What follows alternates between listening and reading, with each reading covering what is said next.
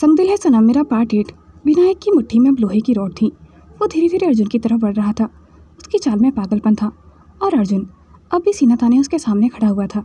विनायक की चीख गूंजी, तू नहीं समझेगा अर्जुन, मुझसे क्या छीना है इस घर ने, इस नाम ने, इस खून ने। मैं रणवीर सिंह अहलावत से सब छीन लूँगा। अर्जुन लड़खड़ाता हुआ 2 कदम आगे बढ़ा।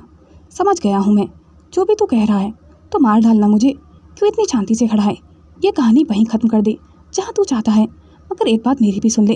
मैं उस बेटे की तरह मरूंगा जो अपनी दादी के वादों पर खरा उतरा और तुझ जैसे धोखेबाज के सामने नहीं झुका। विनायक का हाथ कांप गया था।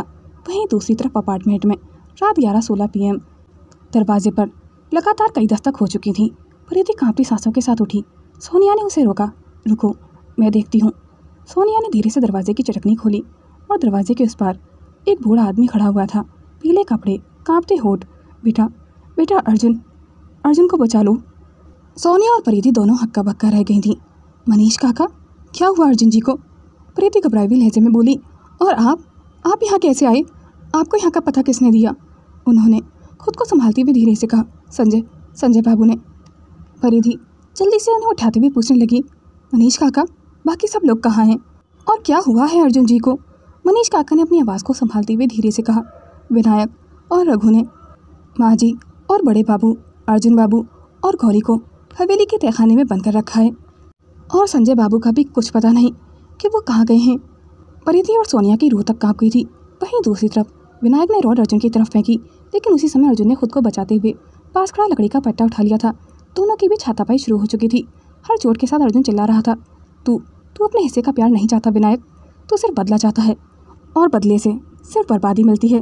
अगर मैं चाहता तो मैं भी तो तुझसे बदला ले सकता था, अपने माँ बाप की मौत का। विनायक की आंखें लाल थीं, जैसे वो अपने होश में ही नहीं था। लेकिन तभी तहखाने के दरवाजे पर जोर से कुछ गिरने की आवाज़ आई। विनायक का चेहरा नफरत से विकृत हो चुका था।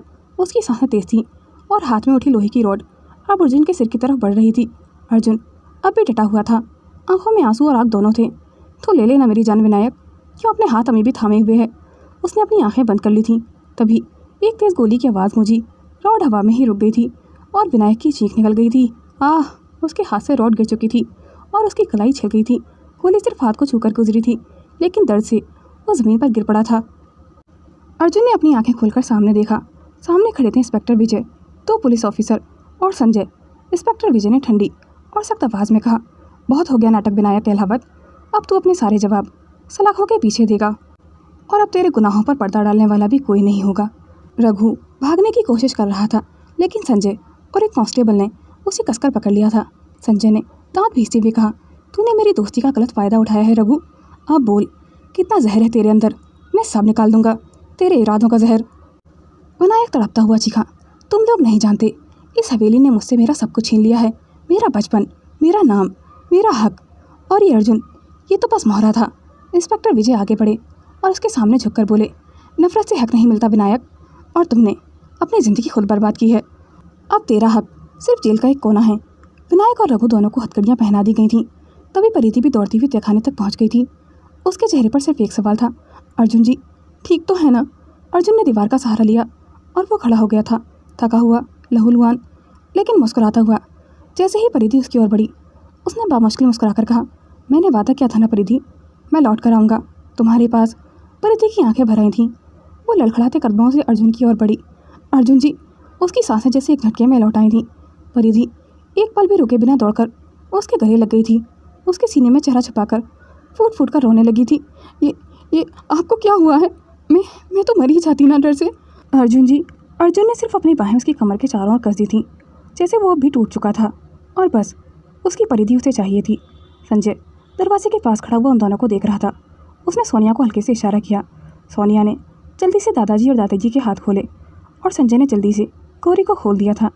चलिए हम लोग बाहर चलते हैं, गौरी ने हल्का सा मुस्कुराते हुए कहा और वे दादा और दादी जी को पकड़कर अपने साथ तहखाने से बाहर ले गई थी।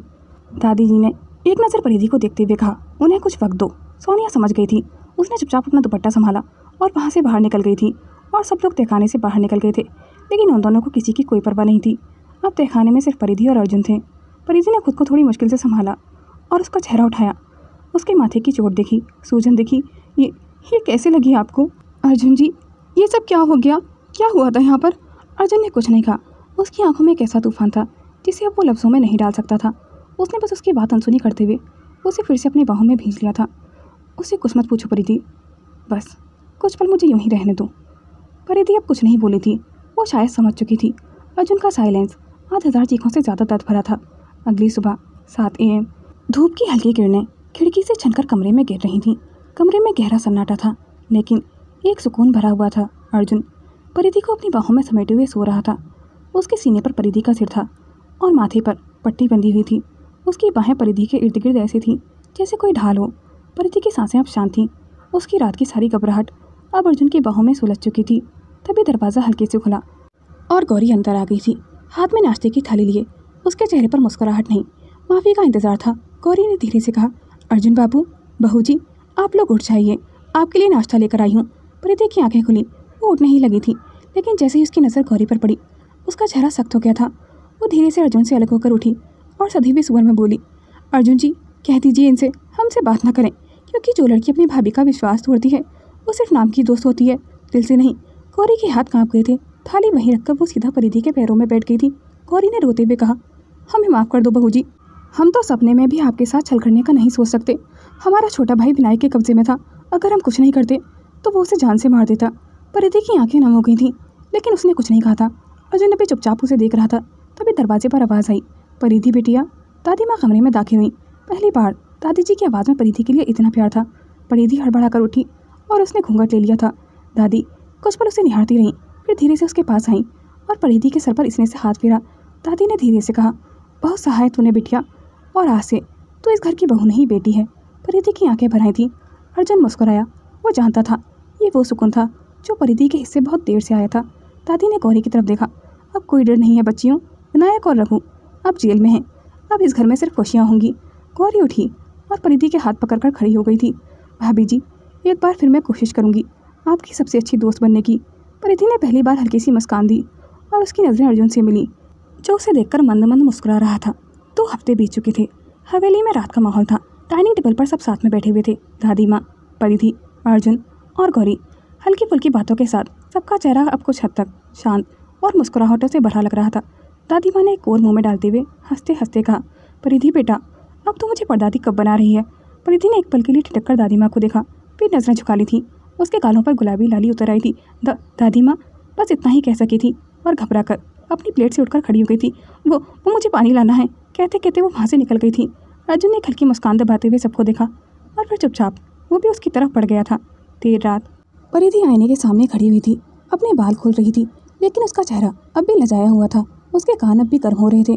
दादी माँ की बातों से अचानक उसकी सांसें थम गई थीं। पीछे से अर्जुन धीरे धीरे उसके करीब आ गया था और फिर एक पल में उसे अपनी बाहों में समेट लिया था।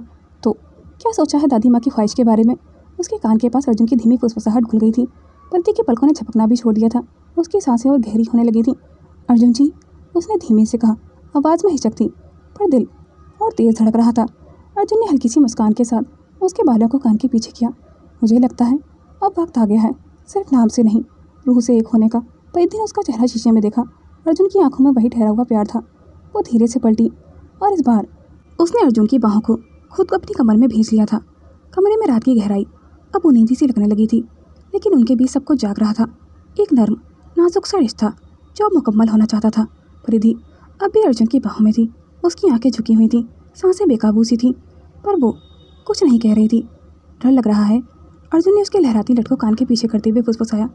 परिधि ने नजरें उठाईं और पलकों से हाँ कहा। एक मासूम सा कांपता विश्वास उसकी आंखों में तैर रहा था।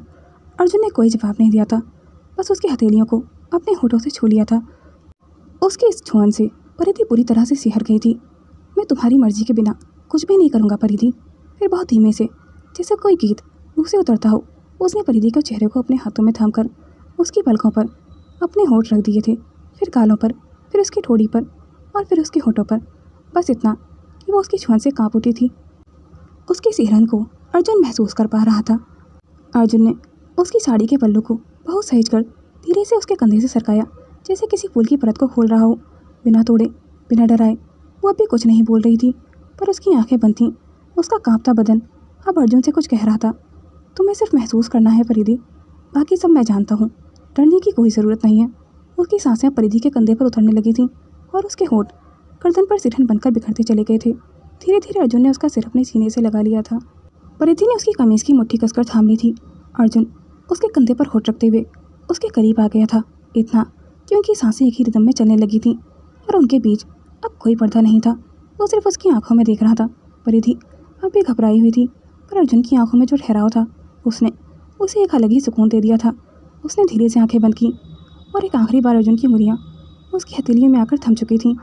अब रात और ज़्यादा गहरी होती चली गई थी और वो दो रूहें सिर्फ जिस्म नहीं, एक एहसास से, एक वक्त से एक दूसरे में समा चुकी थीं। अगली सुबह सूरज की हल्की सी किरणें खिड़की के पर्दों से छनकर कमरे में उतर रही थीं। पर्दे के पलकों पर धूप की नरमी पड़ी तो वो थोड़ी सी सिमट गई थी, जैसे किसी अनकहे स्पर्श ने फिर जगा दिया हो। उसकी सांसें अब भी थोड़ी डरी हुई थीं। वो ज़रा सा करवट लेने ही वाली थी कि तभी हिलना मत, पीछे से अर्जुन की भारी आवाज़ उसके कानों के पास फुसफुसाई। तुम्हें देखते हुए रात बीत गई है परिधि। अब सुबह की रोशनी में भी तुम्हें वैसे ही देखना चाहता हूँ जैसे कल रात देखा था। उसकी गर्म सांसें अभी परिधि की गर्दन पर थमी हुई थी।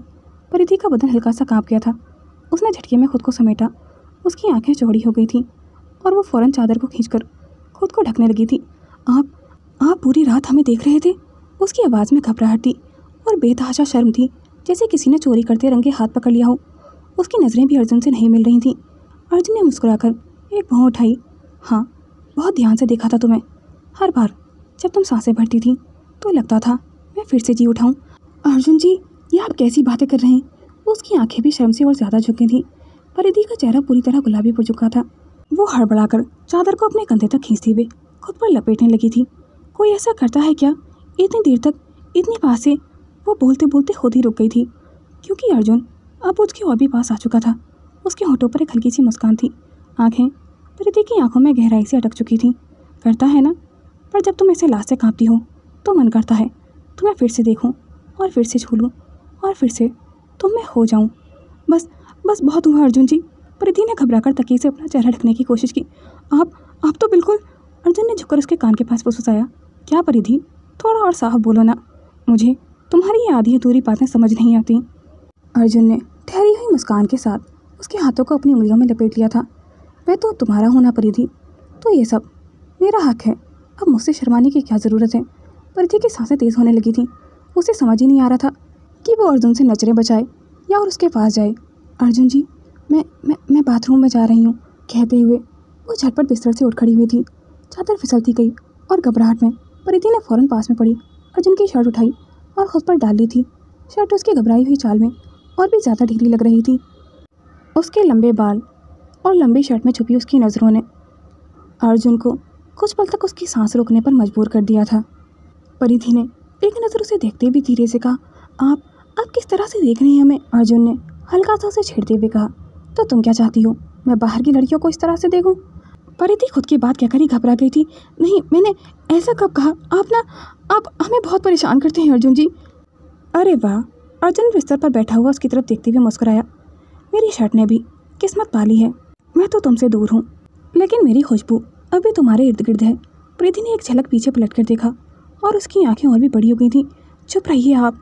वो झेंपकर बाथरूम की ओर भागी और जाते जाते दरवाज़ा बंद करने से पहले उसने धीमे से कहा, आपको सब याद रहेगा ना? तो मैं बाहर नहीं आऊँगी अगर आपने मुझे इसी तरह से परेशान किया। अर्जुन उसकी बात पर हंस रहा था। बाथरूम का दरवाज़ा बंद हो चुका था, लेकिन अर्जुन की आंखों में उसकी छवि हटी नहीं रही थी। उसने सर पीछे टिकाया और बुदबुदाया, तुम सच में बहुत क्यूट हो। अब तुम्हें कभी खुद से दूर नहीं जाने दूंगा, कभी भी नहीं। रात अब पीछे छूट चुकी थी। हवेली की दीवारों पर सुबह की हल्की रोशनी रंग बिखेरे हुई थी और बरामदे में बैठी परिधि के चेहरे पर अब भी रात की गर्माहट बाकी थी। लाल कलर की साड़ी में उसका रूप और निखर रहा था। उसके गीले बाल जरा से खुले हुए थे और माथे पर बिंदी और मांग में सिंदूर की हल्की सी आभा थी। वो चुपचाप दादी माँ के साथ नाश्ते की थालियाँ सजा रही थी, पर आंखें बार बार कमरे के दरवाजे की ओर जा रही थीं। अर्जुन अपने कमरे से निकला और उसके हाथ में मोबाइल और फाइल से भरा हुआ था। एक हाथ में घड़ी बंधी हुई थी और चेहरा थोड़ा गंभीर था। अर्जुन, नाश्ता तैयार है बेटा। दादी माँ की आवाज़ आई। माँ, मैं बस निकल रहा हूँ, मेरे पास बिल्कुल भी टाइम नहीं है, बहुत ज़रूरी मीटिंग है। अर्जुन ने हड़बड़ी में कहा और लगभग हवेली के दरवाजे तक पहुँच गया था। तभी परिधि ने पहली बार उसका हाथ थाम लिया था, हौले से, धीरे से, पर ऐसा कि अर्जुन ठिठक गया था। परिधि ने आज पहली बार उस पर पत्नी होने का अधिकार जताया था। आप नाश्ता करके ही जाएंगे, भूखे पेट में आपको जाने नहीं दूंगी। उसकी आवाज़ धीमी थी, लेकिन उसके हाथ की पकड़ में अब एक पत्नी का अधिकार था। अर्जुन ने उसे देखा। उसकी आंखों में हल्का सा सवाल था। परिधि, मैं अभी नाश्ता नहीं कर सकता, मुझे प्रेजेंटेशन तैयार करनी है। तुम तो जानती हो ना, दादाजी के जेल जाने के बाद से। उसने सांस लेते हुए कहा, पूरी कंपनी अब मेरी जिम्मेदारी है। तुम्हें पता है कंपनी में कितने वर्कर्स हैं। मुझे शुरू से सब समझना होगा। मेरे पास बिल्कुल भी वक्त नहीं है किसी काम के लिए। परिधि कुछ नहीं बोली थी, बस उसकी उंगलियां अब भी अर्जुन की कलाई में लगी थी। दादी माँ चुपचाप ये सब देखकर मुस्कुरा रही थी। वो अब परिधि को बिल्कुल अपनी बेटी की तरह ही प्यार करती थी और उन्होंने अपनी की गई गलतियों की माफ़ी भी परिधि से मांगी थी। मैंने कहा बैठिए। परिधि ने उसका हाथ छोड़ा, कुर्सी खींची और खुद उसके सामने थाली सजाई। अर्जुन कुछ देर तक तो चुपचाप उसे देखता रहा था, फिर कुर्सी पर बैठ गया था। जैसे पहली बार परिधि को इस तरह अपने ऊपर हक जताते हुए उसे अच्छा लग रहा था। दोनों ने साथ में नाश्ता किया और उसी बीच अर्जुन की आंखें एक बार भी उसके चेहरे से नहीं हटी थीं। नाश्ते के बाद जब वो उठने लगा तो दादी माँ अपनी चाय के कप में कुछ देख रही थी।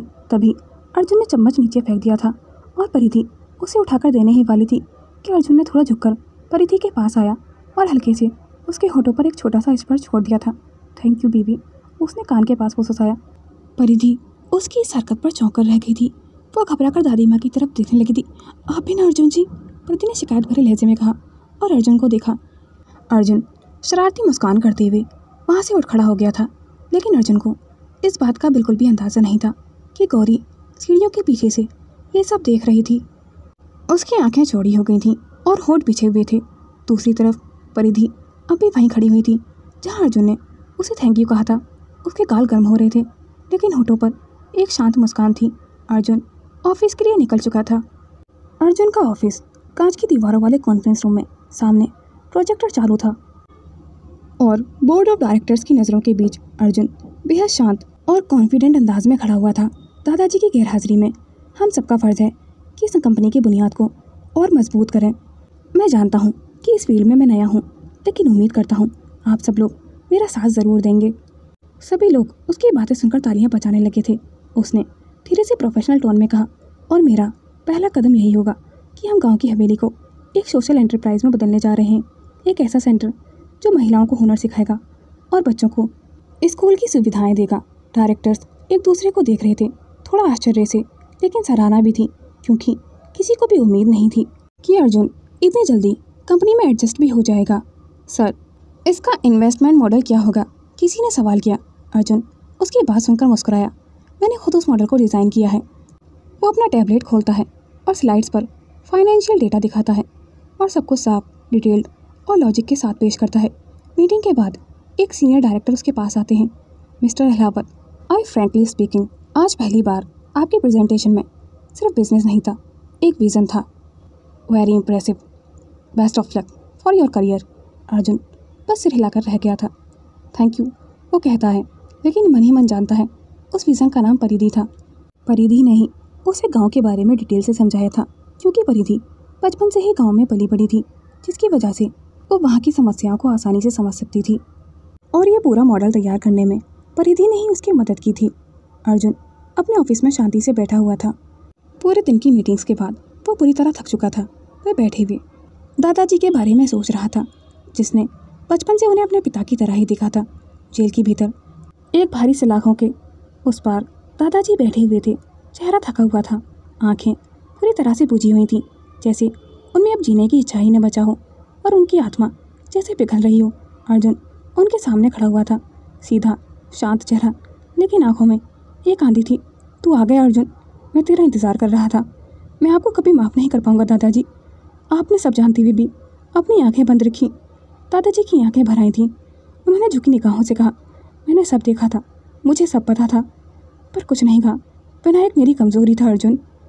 अगर उसका सच सामने आ जाता तो मेरी समाज में कोई इज्जत नहीं रहती। तो आपने अपनी इज्जत के खातिर मेरे मम्मी पापा की बलि चढ़ा दी। मैंने गलती की है अर्जुन, मैंने उसकी गलतियों पर पर्दा डाला है, क्योंकि मैं डरता था कि कहीं ये ख़ानदान फिर से न टूट जाए। पर टूट तो फिर भी गया। और हवेली, अर्जुन का सवाल भारी था। मैं परिधि की हवेली नहीं चाहता था। ठाकुर विक्रम सिंह ने वसीयत में लिखा था कि वहाँ स्कूल बनवाना है गाँव के बच्चों के लिए, लेकिन विनायक मुझे ब्लैकमेल कर रहा था और वो परिधि की हवेली को हथियाना चाहता था। और गांव में एक छोटी फैक्ट्री भी डलवानी है ताकि गांव को रोज़गार मिल सके। मैंने तो अपने फर्ज से मुँह फेर लिया था अर्जुन, अपने ही ज़मीर से। माफ़ कर दे बेटा मुझे, मैं तेरा गुनाहगार हूँ। मैं जानता हूँ कि तू माफ़ी नहीं देगा, लेकिन मैं तुझसे माफ़ी की उम्मीद तो कर ही सकता हूँ। उनकी आंखों से अब आंसू बहने लगे थे। अर्जुन ने धीरे से हाथ आगे बढ़ाया और उनके कांपते हुए हाथ को थामा। अब आप आ नहीं हैं दादाजी, लेकिन मैं हूँ और मैं आपके सारे वादे पूरे करूँगा। दिन बीतने लगे थे। हवेली की रौनक अब फिर से लौटने लगी थी, लेकिन इस बार उसकी वजह नहीं बहू परिधि अलावत थी। अब हवेली में रोज़ सवेरे पूजा की घंटियाँ बजती थीं, बरामदे में तुलसी की आरती होती थी, रसोई से पकवानों की खुशबू आती थी और सबसे खास बात, काम का हर कोना परिधि की निगरानी में रहता था। अब परिधि 18 साल की कोई मासूम लड़की नहीं, अहलाबाद खानदान की समझदार बहू बन चुकी थी। दादी माँ अब ज़्यादातर पूजा पाठ और जाप में ही लगी रहती थीं। उन्होंने घर की सारी जिम्मेदारियाँ परिधि को सौंप दी थीं। अब तू ही इस घर की मालकिन है बेटा, तू ही संभाल। दादी के इन शब्दों ने परिधि को एक नई ताकत देती थी। वो दिन भर नौकरों को दिशा देती, फाइनेंस से लेकर किचन तक का हिसाब देखती थी और शाम को गौरी से छोटी छोटी बातें करने लगी थी। उसने धीरे धीरे गौरी को माफ़ कर शुरू कर दिया था। गौरी भी अब हमेशा उसे छेड़ा करती थी, उसे अर्जुन के नाम से चिढ़ाया करती थी और अर्जुन का नाम सुनते ही परिधि के गाल टमाटर की तरह लाल हो जाया करते थे। रात का वक्त था। हवेली के हर कमरे की बत्तियां बुझ चुकी थीं, सिवाय उस कमरे के जहां परिधि और अर्जुन रहा करते थे। रात का समय, कमरे में हल्की नीली रोशनी चल रही थी।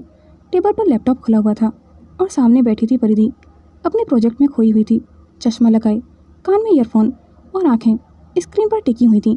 पीछे बिस्तर पर अर्जुन लेटा हुआ था, तकिए का सहारा लिए। वह बस एकटक परिधि को ही घूरे जा रहा था और मोबाइल में कुछ स्क्रॉल करते हुए वह बार बार घड़ी की तरफ देख रहा था। परिधि, उसने धीमे से पुकारा। परिधि ने सिर उठाए बिना ही जवाब दिया। आंखें अब भी स्क्रीन पर ही खड़ी हुई थीं। कितना टाइम और लगेगा परिधि? अर्जुन की आवाज़ में अब थोड़ा सा तुनकपन था। बस अर्जुन जी, थोड़ी देर में ख़त्म कर दूंगी। ये प्रेजेंटेशन कल ही सबमिट करनी है। आप तो जानते हैं ना, मैं पढ़ाई में इतनी भी अच्छी नहीं हूँ। सबको समझने में थोड़ा समय लगता है और अभी तो इस प्रोजेक्ट के लिए बहुत सारी इन्फॉर्मेशन कलेक्ट करनी है। आप सोचाइए ना, मुझे तो भी वक्त लगेगा। ये प्रेजेंटेशन मुझे कल ही सबमिट करनी है और मैम ने कहा था कि इसे सबसे बेस्ट होना चाहिए। अर्जुन ने परिधि की बात सुनकर धीरे से लंबी सांस ली। हम भी बेस्ट में ही आते हैं मिसेस अहलावत। तुम्हारा ये हस्बैंड जो पिछले 1 घंटे से तुम्हें बस देखने की कोशिश कर रहा है, वो भी तुम्हारे समय का हकदार है ना। अर्जुन अब थोड़ा नाराज़ हो गया था। हद है यार, पूरा दिन तो ऑफिस में निकल जाता है और रात को या तो तुम घर के कामों में बिजी होती हो या फिर पढ़ाई में, तो मेरा क्या? परिधि ने उसकी बात सुनकर चश्मा उतारकर उसकी तरफ देखा, थोड़ा थकी हुई लेकिन मासूम मुस्कान लिए। आप तो जानते हैं ना अर्जुन जी, मुझे पढ़ाई नहीं छोड़नी है। आपने ही तो कहा था अब मैं सिर्फ आपकी परछाई नहीं, अपनी पहचान भी बनाऊं। और आप तो विदेश में पढ़कर आए, आपको तो सब पता है कि कॉलेज में पढ़ाई का कितना प्रेशर होता है। बिल्कुल भी टाइम नहीं मिलता किसी और चीज़ के लिए। अर्जुन ने थोड़ा गुस्से भरे लहजे में कहा। हाँ कहा था, लेकिन ये नहीं कहा था कि मेरी बीवी मुझे ही इग्नोर कर दे। तुम्हारे पास दादी माँ के पास बैठने के लिए टाइम है, गौरी से बात करने के लिए टाइम है, लेकिन मैं पूरे दिन ऑफिस में तुम्हारे एक कॉल का इंतज़ार करता रहता हूँ कि शायद कुछ देर के लिए ही सही मेरी बीवी को मेरी याद आ जाए। लेकिन नहीं, घर की जिम्मेदारियाँ उठाने का शौक चढ़ा है और अपने पति की बिल्कुल भी परवाह नहीं। क्या तुम्हें नहीं लगता कि तुम मेरे जज्बातों के साथ खिलवाड़ कर रही हो? क्या पूरे 24 घंटे में तुम्हारे प्यार पर मेरा थोड़ा सा भी हक नहीं बनता? अर्जुन गुस्से में उठकर बैठ गया था, तकिए को उठाया और बिस्तर छोड़ने लगा था। अर्जुन जी, आप कहाँ जा रहे हैं? परिधि उसकी तरफ जल्दी से टेबल से उठकर बढ़ी। वह घबरा गई थी सोफे पर, क्योंकि तुम्हें प्रोजेक्ट चाहिए और मुझे अटेंशन, वो तो मुझे मिल ही नहीं रही, तो क्या करूँ मैं? उसने जानबूझकर तिरछी नज़र से उसे देखते हुए कहा। परिधि उसकी बात सुनकर हल्की सी मुस्कुरा गई थी। वह उसके पीछे आई और तकिए को खींच लिया था। आप नाराज़ हो गए हैं क्या? बिल्कुल, अर्जुन ने मुंह फेर लिया था, जैसे कोई बच्चा कोई टॉफ़ी ना मिलने पर नाराज़ हो गया हो। परिधि ने शर्ट के कॉलर को ठीक करते हुए उसे हल्के से अपनी ओर खींच लिया था। तो बताइए अर्जुन जी, अगर आपकी बीवी दिन में कॉलेज जाए, दोपहर को दादी माँ के साथ किचन में संभाले और रात में पढ़ाई करे, तो कब आपको टाइम दे? रात को। अब अर्जुन ने उसे अपने पास खींच लिया था। पर प्रोजेक्ट, वो झिझक गई थी। प्रोजेक्ट कल सबमिट होगा, लेकिन तुम्हारे मिस्टर अहलावत आज ही तुम्हें बहुत ज़्यादा मिस कर रहे हैं। तुम्हारी मुस्कान, तुम्हारे हाथ का स्पर्श और तुम्हारी आंखों की गहराई। उसका लहजा गहरा होता चला गया था, आंखों में तड़प साफ दिख रही थी। परिधि कुछ बोल पाती उससे पहले ही अर्जुन ने उसे अपने साथ बेड पर गिरा दिया था। अर्जुन जी, कल प्रोजेक्ट होगा। आज सिर्फ तुम्हारा अर्जुन होगा, तुम्हारे साथ। उसने धीमे से उसके बालों में उंगलियां फंसाईं और उसके चेहरे को अपने करीब खींचकर उसे अपने करीब कर लिया था। उन दोनों की सांसें एक दूसरे के चेहरे पर महसूस हो रही थीं। एक गहरी नज़र, एक लंबा सुकून भरा एहसास, और फिर उसने उसे क्लोज करके किस कर लिया था। कुछ पल में ही अर्जुन के दोनों हाथ परिधि के जिस्म पर हरकतें करने लगे थे। वह परिधि को पैशनेटली किस कर रहा था, जैसे हर शिकायत, हर तड़प, हर अधूरी शाम का हिसाब इस पल में उतार रहा हो। परिधि ने थोड़ा झिझकते हुए कहा, अर्जुन जी, अब आप क्या कर रहे हैं? परिधि की सांसें तेज हो गई थीं। उसकी उंगलियां अर्जुन की शर्ट पर कस गई थीं, लेकिन अर्जुन उसमें पूरी तरह खो चुका था।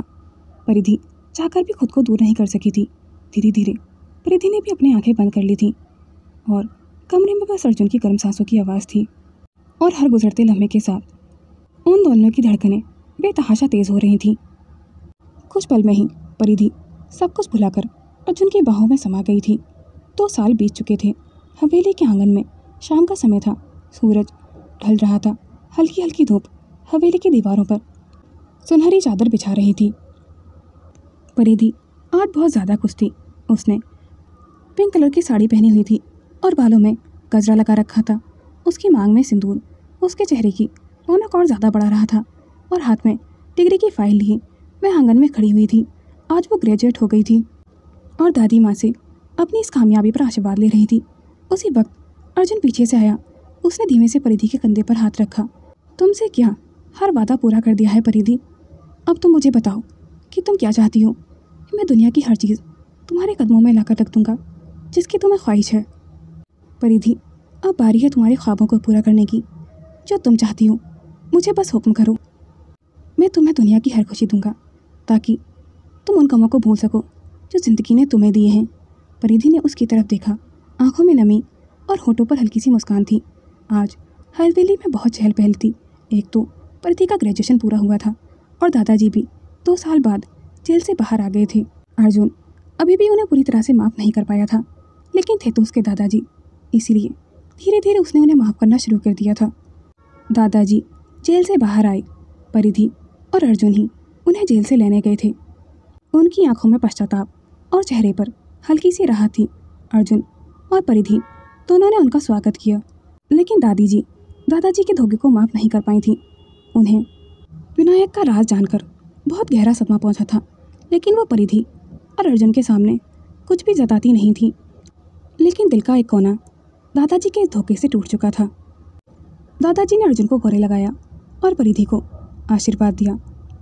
उन्होंने एक नज़र अर्जुन का चेहरा देखा और कहा, तुझ में भी वही जुनून है जो मुझ में था, पर तेरा रास्ता सही है और मैं तुझ पर फक्र करता हूँ बेटे। अगले दिन अर्जुन विनायक के सामने खड़ा हुआ था। यह हिस्सा आपका है चाचा जी। विनायक उसके मुंह से ये शब्द सुनकर हैरान रह गया था।